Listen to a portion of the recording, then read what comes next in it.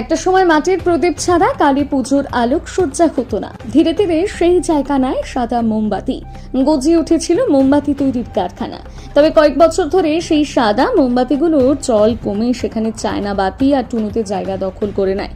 কিন্তু সম্প্রতি মোমবাতির সাবেক রূপকে পরিবর্তন করে একদম নতুন রূপে পরিবেশ বান্ধব মোমবাতি বাজারে আনছে কিছু শিল্পী।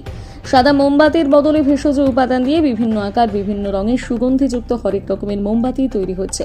সারা বছর এই মোমবাতির চাহিদা থাকলেও কালীপুজো এবং দীপাবলির আগে এই পরিবেশ বান্ধব মোমবাতির চাহিদা এতটাই বেশি যে প্রস্তুতকারী উদ্যোক্তাদের এখন ব্যস্ততা তুঙ্গে। এই মোমবাতি প্রস্তুতকারী শিল্পী ইন্দ্রাণী দেবীর দাবি, এই মোমবাতিগুলো ঘরের ভেতর জ্বালালেও কারোর কোনো সমস্যা হয় না, শ্বাসকষ্ট হবে না।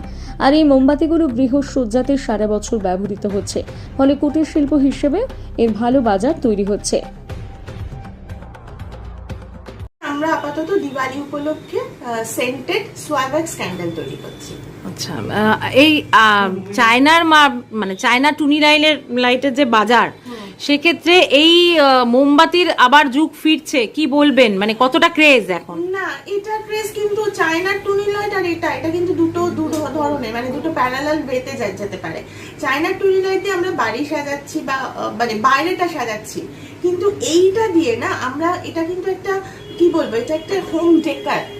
এবং শুধু তাই না, এটা যদি তুমি ঠাকুরের সামনে জ্বালাও বা যে কোনো সময় জ্বালাও, আমাদের যেগুলো মেডিটেশন ক্যান্ডেল রয়েছে সেগুলো তুমি যদি জ্বালাও, এটা সোয়াভ্যাক্স এর তৈরিতে একটা জিনিস হচ্ছে, এটা 100% ইকো ফ্রেন্ডলি। প্যারাফিন, মানে আগে যে মোমবাতি আমরা যেগুলো বাজার থেকে কিনি সেটা প্যারাফিন দিয়ে তৈরি হয়, তাতে কার্বন ডাইঅক্সাইড অনেক বেশি মানে তৈরি হয়। কিন্তু এই সোয়াভ্যাক্স ক্যান্ডেলে কিন্তু সেই পরিমাণটা তৈরি হবে না। আমরা প্যারাফিনটা 10% দিই, 90% সোয়াভ্যাক্স থাকে। ফলে ঘরে যদি কোনো হাঁপানি পেশেন্ট থাকে, হার্টের পেশেন্ট থাকে, প্রেগনেন্ট মহিলা থাকে, তাদের জন্য এটা কিন্তু ভীষণ ভালো। আর এটা কিন্তু শুধু মোম না, এটা হোম ডেকার। মানে অনেকেই আছে ধরো এগুলো নিয়ে যাচ্ছে কিন্তু বলছে প্রাণে ধরে জ্বালাতে পারছি না। মানে টুনি লাইটের বাজার টুনি লাইটের জন্য, আমাদের মোমবাতির বাজার মোমবাতির জন্য। কালী পুজোর আগে কতটা চাহিদা রয়েছে আপনার? প্রচন্ড চাহিদা রয়েছে। তবে এটা শুধু কালী পুজো না, কালী পুজোর পরেই চলে আসবে কিন্তু ক্রিসমাস ক্যান্ডেল যেগুলো থাকে, ক্রিসমাস, এই সারা বছর কিন্তু চাহিদাগুলো পাল্টাতে থাকে। হ্যাঁ, হোলির সময় ধরো হালিকা দাহানের যে ক্যান্ডেলগুলো আমরা তৈরি করি, আলাদা আলাদা থিমের উপর আলাদা আলাদা ক্যান্ডেল তৈরি করি, তাহলে সারা বছর এটা চাহিদা থাকে। কি ধরনের মার্কেট আগামী দিনে মনে করছেন?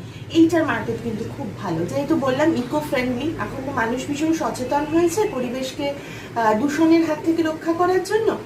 তবে হ্যাঁ, এগুলো একটু বাজেট বেশি। মানে তুমি যেগুলো প্যারাফিন দিয়ে আমরা যেগুলো কিনি, ধরো মোমবাতি 14 প্রদীপ দেওয়ার জন্য বা যেগুলো লাগানোর জন্য, তার থেকে এগুলোর দাম ডেফিনেটলি বেশি। কিন্তু এগুলো অনেক বেশি ইকো ফ্রেন্ডলি, পরিবেশকে ভালো লাগে, আমাদের নিজেদেরকে ভালো লাগে। আপনার নাম? ইন্দ্রাণী মজুমদার। আপনার ইয়ের নাম? আমার এই ওয়ার্কশপটার নাম হচ্ছে সমাধান।